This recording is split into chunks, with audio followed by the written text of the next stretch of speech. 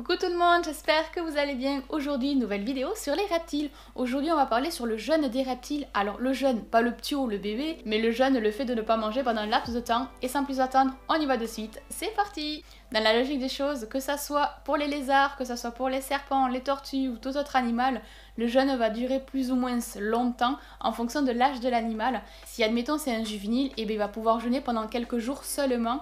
Alors qu'en grandissant, il peut jeûner pendant plusieurs mois. Mais le jeûne dans la nature, c'est quelque chose d'assez courant parce que la nourriture ne tombe pas du ciel. En étant en captivité, par exemple, chez nous, il peut manger plus régulièrement à sa faim. Alors qu'en étant à l'état sauvage, le fait de devoir jeûner, c'est qu'il n'a pas le choix tout simplement. C'est parce que il n'y a pas de nourriture, donc il ne peut pas manger, donc il jeûne. Le truc c'est que en captivité, là au moins on peut jauger ce jeûne. Bon, il y a toujours des jeûnes, admettons si on fait une reproduction, si l'animal doit hiberner, mais en règle générale, l'animal en soi-même ne doit pas jeûner, ou alors c'est parce qu'il a certaines raisons. Par exemple pour la nourriture, si admettons il a tout mangé et que c'est une grosse quantité quand même, il va mettre un peu plus de temps à vouloir remanger une seconde fois. Du coup on va avoir une période un peu plus longue qu'en temps normal si on lui aurait donné une plus petite portion à manger. Alors je dis portion parce que c'est tout animaux confondus, que ça soit les serpents, les lézards, les tortues ou tout autre animal. Voilà, je peux pas dire une proie ou quoi que ce soit, ça dépend de l'animal. Donc je vais parler de portion, même si portion c'est quand même assez étrange. Et c'est pour ça qu'en fin de compte l'animal va devoir jeûner à l'état sauvage parce qu'il n'a vraiment pas le choix.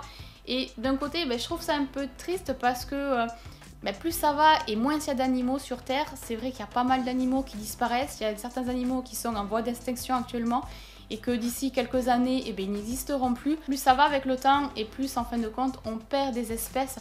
Et c'est pour ça, ayant des animaux en captivité, autant les préserver au maximum.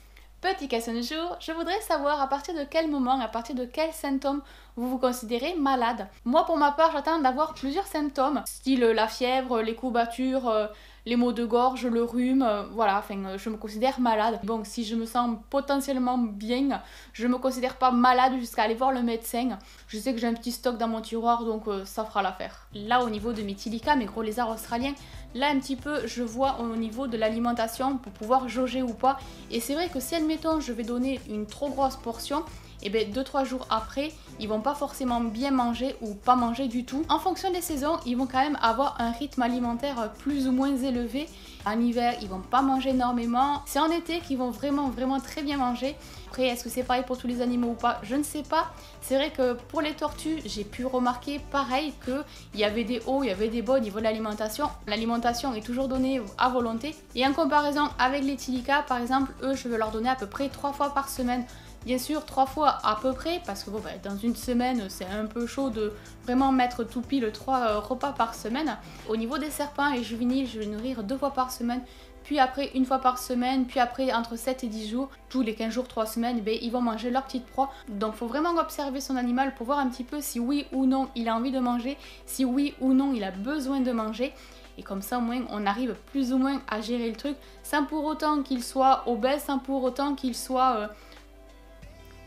Ok Google, quel est le contraire de obèse?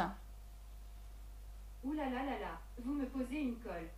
Ah, bon, elle peut pas me répondre. Bon, en fonction de nos observations, on va quand même pouvoir jauger un petit peu de son poids. On va aussi pouvoir le peser, alors que dans la nature, ça se passe pas du tout comme ça. Mais ce qui est bien, c'est qu'encore une fois, dans la captivité, on peut fournir les besoins nécessaires aux animaux sans pour autant qu'ils galèrent en nature. Parce qu'en fin de compte, qu'est-ce qui se passe à l'état sauvage? Ils peuvent manquer de nourriture, ils peuvent manquer d'eau, ils peuvent avoir des prédateurs, ils peuvent donc être blessés, ils peuvent être également parasités.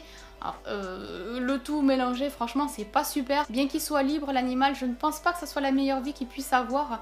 Et puis en même temps, je ne pense pas que le reptile en soi-même peut comprendre l'effet d'être enfermé dans un terrarium. Du moment qu'il ait les besoins nécessaires, qu'il peut bouger, qu'il peut circuler, qu'il a un bon espace de vie, je crois qu'en fin de compte, ça lui va très bien. Enfin en tout cas moi ça m'irait très bien. Si admettons il y a un pire orage dehors, parce que moi j'aime pas la pluie, j'ai les cheveux qui gonflent et tout, j'aime pas la pluie. Si admettons il y a un pire orage dehors et qu'on me dit Célie, il n'y a pas de souci, tu peux rester chez toi, t'as à manger, t'as à boire, t'as le confort et tout, moi en tout cas ça me va très bien, je signe de suite.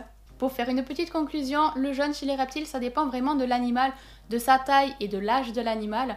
mais ça peut varier de quelques jours à quelques semaines à plusieurs mois. Ça va dépendre de l'alimentation, ça va dépendre aussi de la reproduction. S'il y a une repro, du coup le reptile va commencer à jeûner un petit peu. Et il y aura aussi l'hibernation où là l'animal va devoir jeûner pendant plusieurs mois. Pour moi ce sont les 3 facteurs qui nécessitent le jeûne chez les animaux. Mais à l'état sauvage c'est vrai que le jeûne n'est pas forcément une volonté de la part des animaux, que ce soit chez les reptiles ou tout autre animal. À l'état sauvage la vie n'est pas forcément toute rose. Bon voilà, cette vidéo est à présent terminée, j'espère qu'elle vous aura plu, que vous aurez passé un agréable moment. Si la vidéo vous a plu, n'hésitez pas à me soutenir de la façon dont il vous semble le mieux. Moi je vous laisse, je vous fais plein de gros bisous et on se retrouve très vite dans de prochaines vidéos. Bisous, à bientôt, bye bye.